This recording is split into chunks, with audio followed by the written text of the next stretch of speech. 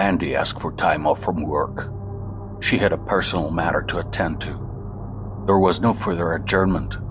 That's what she told her boss, leaving a few hours earlier than usual. Driving home and unable to tame her deep thoughts any longer, she knew she had made the right decision. Maybe I should have done it a long time ago, she thought. There were some signs from the beginning, but then again, I didn't think something like this would ever happen to me. I was also in love. Yes, there were signs, but I was also younger. How could I see them? Mandy was in her early 20s when she met the 27-year-old Kevin. Going through the 6th year, the young lady decides to end a relationship that seemed to trap her and lead her into a nightmarish paralysis that she never dreamed of. I could kill him. I should have killed him a long time ago. With a knife, I would hide under my pillow. I would cut his throat, certain death. But that way, maybe he wasn't tortured enough. If I strangled him in his sleep, death would be slower and more torturous. Yes, but I don't want to go to jail. I'm not ready for something like that. Besides, I'm young. I can still rebuild my life, and I will. These were Mandy's thoughts just before arriving at the apartment she shared with her abusive partner. As soon as she got out of the car, made sure his car was gone in order to avoid another unpleasant encounter with Kevin. However, this time she was prepared. If he threatened her, or even hit her, she could injure him, even kill him. I was on defense, she would tell the police, after she had stabbed him. Clutching the knife, she headed to the bedroom to gather her clothes. Entering the room, she saw Kevin lying on the bed. But the car is missing, she thought, puzzled. He didn't even go to work. She approached him and hesitantly began to observe him. He must be sleeping, she thought. But he didn't even seem to be breathing. No, he's not breathing, and he looks pale, like he's dead. He must be dead. She immediately called the police. A few days later, the coroner's verdict was clear: heart failure. He died in his sleep. One scumbag less, Mandy said with relief. After all, in this life, you get what you give. You deserved it, whispered the girl, while standing all alone over the grave. No, I'm not sad. I'm not sorry. I don't give a damn about your death. In the last period of time, Kevin's brutal behavior, which became more and more violent, caused the young girl to suffocate, and the night of terror, as she called it after her rape, would give birth to an explosion of rage, but also a series of dark emotion that she was no longer willing to suppress. Suddenly, a secret inner joy shone through the darkness that kept her drugged. A sense of freedom, coupled with a strong need to escape, pushed Mandy to make an instant decision. I'm going to move. I'm not going to live with my parents. I will notify them immediately. One scumbag less, she will say again as she walks away.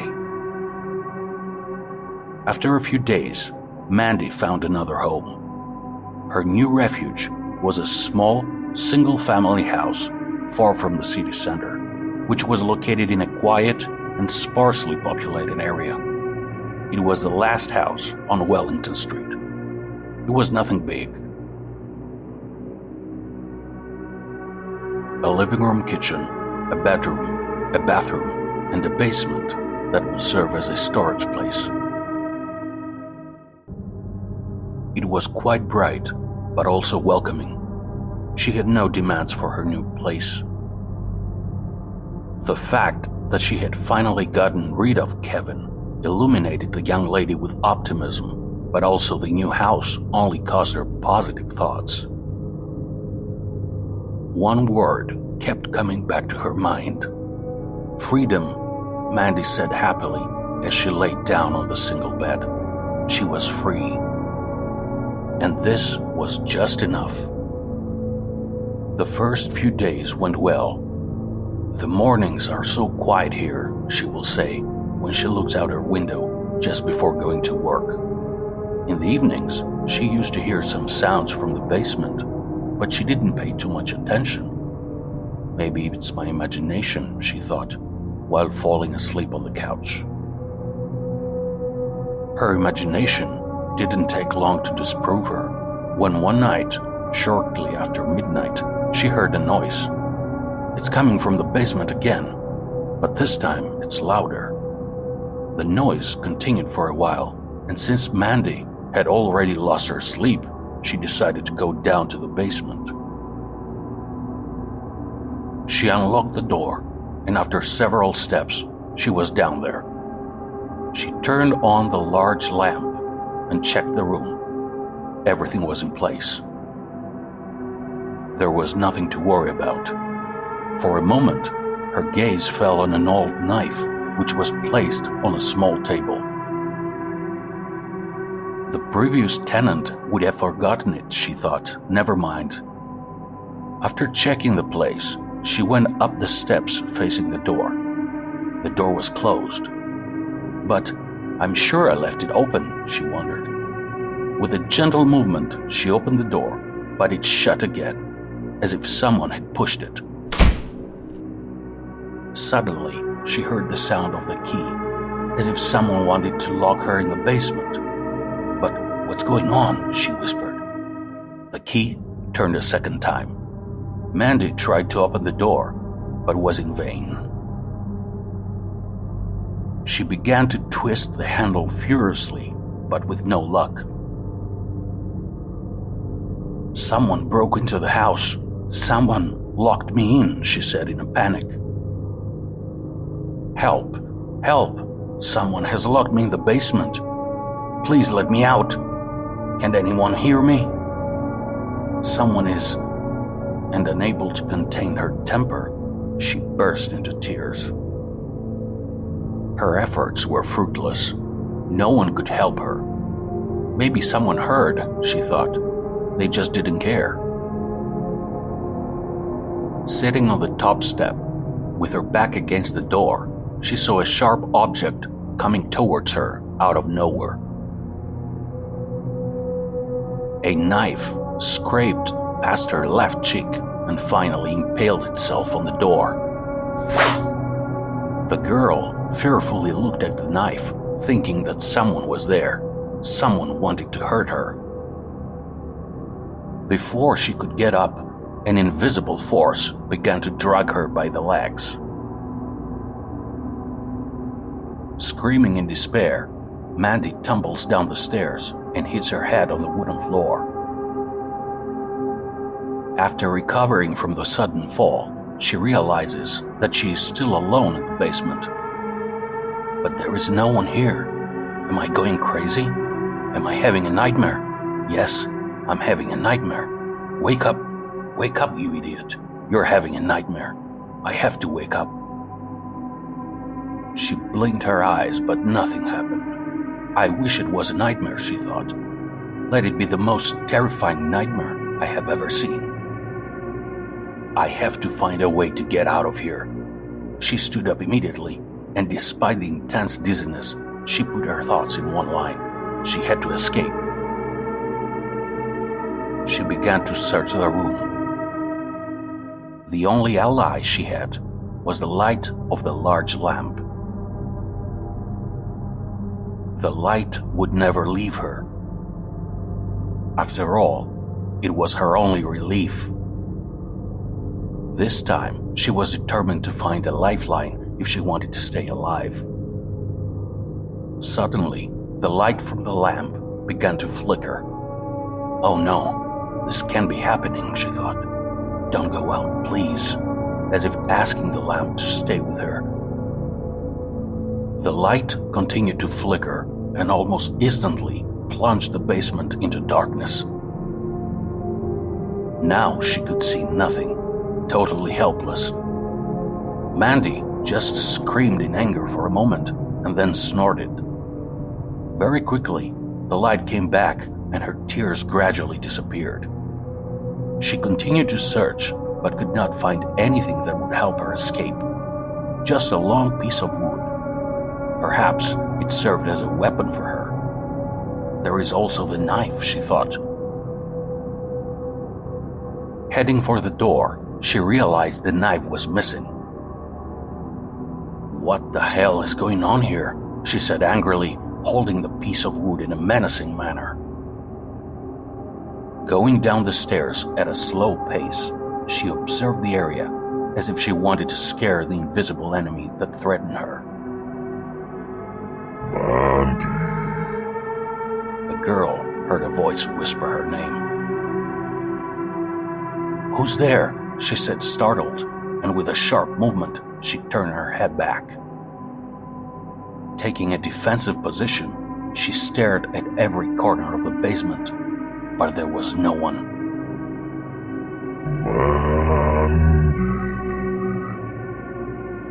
This time, in a more piercing voice, someone whispered her name in her ear.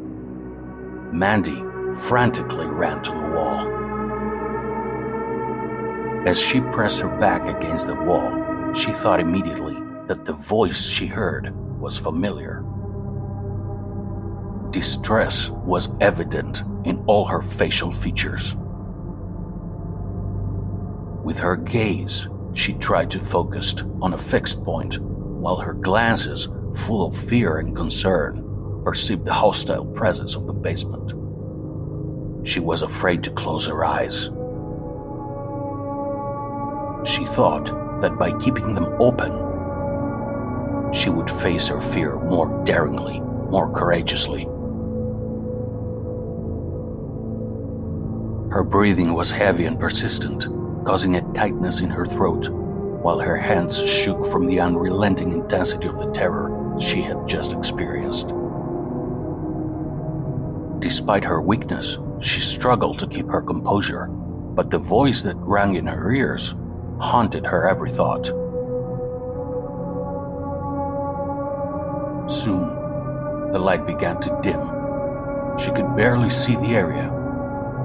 The key turned once more. Someone unlocked the door.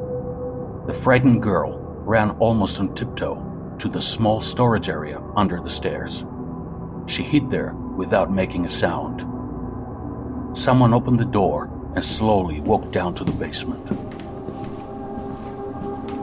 Mandy, holding her breath in a moment of desperation, looked into the mirror. From the reflection, she saw a man. The footsteps stopped. The man's form disappeared. Kevin? The man that appeared looked like Kevin. Mandy looked more closely at the mirror, seeing only herself. Coming out of the hiding place, she took a good look at the area. She was still alone. There was no one else in the room. "Who's there?" "Kevin, is that you?" "It can't be him," she thought. "He's dead. I also went to the funeral. He's buried deep, too deep. He can't. Who is there?" she said again with a trembling voice. "What do you want from me?"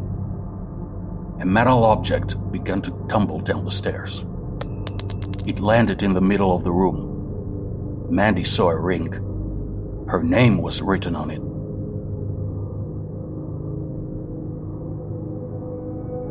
She picked up the ring and remembered the gift Kevin had given her at the very beginning of their relationship. It was the same ring. The girl had made sure to make it disappear a long time ago, since it only reminded her of anger and pain. "Kevin, is that you? Show yourself." There was no one. In an unsuspecting moment, she felt the same invisible threat pulling her hair furiously. He dragged her mercilessly, leaving no room for resistance. Panic was reflected in her eyes, but she was determined not to cry. This time, she wouldn't show her pain, no matter how much he tortured her. He suddenly grabbed her by the neck. He wanted to choke her with his own hands. She briefly lost her breath, but she's still alive. The invisible enemy did not succeed at this point. Maybe he let her live for a bit longer. Mandy coughed again and again. She could hardly breathe. Before she could get up, she felt a deep cut on her left hand. The girl screamed for a moment. The invisible presence with a knife had carved the letter K on her hand. "I'm not afraid of you, Kevin," she said in a nervous voice. "I'm not afraid of you, bastard." The invisible Kevin grabbed Mandy's neck once more. Her eyes began to flicker. Her breath seemed to freeze. Her face reddened as if she was going to explode. The pressure exerted on her was slowly pushing her to an effortless death, to total darkness. She tried to keep her eyes open. In a flash, Mandy blinked and came back into the room. Taking a deep breath, she seemed to come back to life. She was lying on her bed. She wasn't in the basement, she thought with relief. She was in her bedroom. And most importantly, she wasn't dead. She was still alive. She was never dead. She was trapped in a nightmare that her mind had created. She got up from the bed, and after looking out the window, she said, "The morning is quiet here." "As long as you don't sleep heavily," she said with a smile. Walking towards the living room, she noticed a door leading to the basement. The key was in place. She smiled again. After a while, she remembered that she had to go down to the basement in order to take the clothes out of the washing machine. "Let's water the flowers in the garden first," she thought. After an hour, completely unbothered, she went down to the basement. For days, the landlord could not find Mandy on the phone. He thought of visiting her in person. After no one answered, he decided to call the police. The officers headed to the girl's bedroom. She was lying on her bed.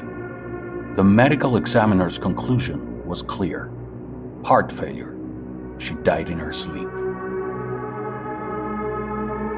If you want more stories like this, like and subscribe.